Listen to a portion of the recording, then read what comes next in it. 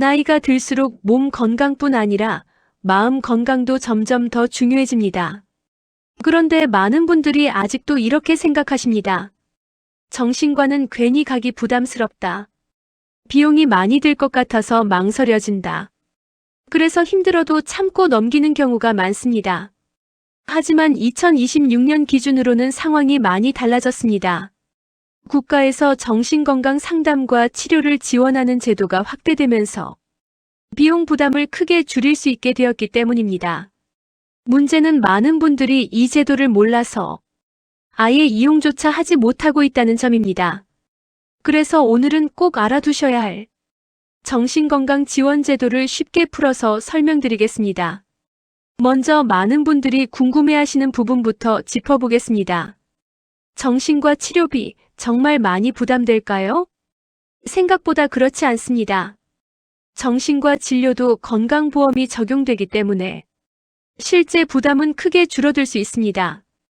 예를 들어 초진 상담을 받거나 약 처방을 받거나 기본적인 치료를 진행하는 경우에도 건강보험이 적용됩니다. 이렇게 되면 본인 부담금은 약 30% 수준으로 낮아질 수 있습니다. 즉 우리가 흔히 생각하는 것처럼 모든 비용을 전부 부담해야 하는 구조는 아닙니다. 여기에 국가에서 운영하는 지원 제도까지 함께 활용하게 되면 부담은 더 줄어들 수 있습니다. 그렇다면 처음 시작은 어떻게 해야 할까요? 가장 부담 없이 시작할 수 있는 방법은 정신건강복지센터 상담입니다. 이 서비스는 전국에서 운영되고 있고 비용 부담 없이 시작할 수 있다는 점이 큰 장점입니다. 초기 상담은 무료로 진행되는 경우가 많고 이후 상담도 무료 또는 저비용으로 이용할 수 있습니다. 또 상담을 진행하면서 필요하다고 판단되면 병원 치료로 연계도 해주기 때문에 처음 접근하는 분들에게 매우 좋은 출발점이 됩니다. 특히 상담 자체가 부담스럽게 느껴지는 분들은 이 방법으로 가볍게 시작해 보시는 것도 좋습니다. 이제 2026년 기준으로 가장 중요한 제도를 말씀드리겠습니다. 정신건강 심리상담 바우처입니다. 이 제도는 2025년까지는 전국민 마음투자 지원사업이라는 이름으로 운영되었고 2026년부터는 정신건강 심리상담 바우처로 명칭이 바뀌었습니다. 이 제도는 일정 요건을 충족하면 전문 상담기관에서 심리상담 서비스를 받을 수 있도록 정부가 비용을 지원해주는 제도입니다. 지원 구조를 보면 이렇습니다. 상담 서비스 단가는 1회당 약 7만 원에서 8만 원 수준이며 소득에 따라 본인 부담금이 달라집니다. 기준 중위소득 70% 이하, 자립준비청년, 한부모 가족 등의 경우에는 전액 지원이 가능하고 그 외 대상자는 일부 본인 부담이 발생합니다. 이 본인 부담 비율은 약 0%에서 50% 범위로 적용됩니다. 즉 상황에 따라 전액 지원을 받을 수도 있고 일부만 부담할 수도 있는 구조입니다. 여기서 한 가지 중요한 점이 있습니다. 이 제도는 누구나 자유롭게 신청할 수 있는 것이 아니라 반드시 증빙 서류가 필요한 제도입니다. 다음 중 하나는 꼭 준비하셔야 합니다. 정신건강복지센터나 상담기관에서 발급하는 의뢰서, 정신의료기관 의사가 발급한 진단서 또는 소견서, 단 최근 3개월 이내 또는 국가건강검진 결과에서 중간 정도 이상의 우울, PHQ-9 점수 10점 이상이 확인된 결과 통보서, 이처럼 객관적으로 확인할 수 있는 자료가 있어야 신청이 가능합니다. 즉 단순히 관심이 있다고 해서 신청하는 구조는 아니라는 점 꼭 기억해 두셔야 합니다. 그렇다면 신청은 어디서 해야 할까요? 많은 분들이 보건소를 떠올리시는데 정확한 신청 창구는 따로 있습니다. 주소지 기준으로 읍면동 행정복지센터에서 방문 신청을 하시면 됩니다.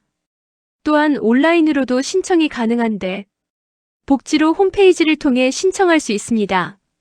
단 온라인 신청은 만 19세 이상 본인만 가능하다는 점도 함께 알아두시면 좋습니다. 이 부분에서 헷갈리시는 분들이 많기 때문에 보건소가 아니라 행정복지센터라는 점 꼭 정확하게 기억해 두시기 바랍니다. 이제 바우처를 신청한 이후에 꼭 알아야 할 부분입니다. 이 제도는 한번 신청해 두면 계속 사용할 수 있는 것이 아니라 사용 기한이 정해져 있습니다. 바우처는 생성일로부터 120일 이내에 사용해야 하며 이 기간을 넘기게 되면 자동으로 소멸됩니다.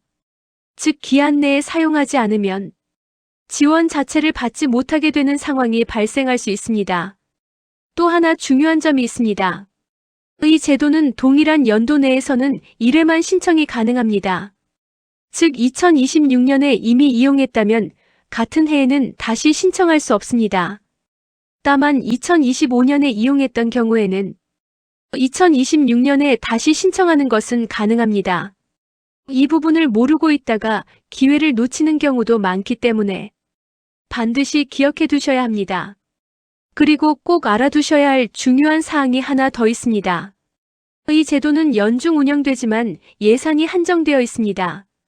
따라서 신청자가 많아지거나 예산이 빠르게 소진될 경우에는 연도 중간에도 조기 마감될 수 있습니다.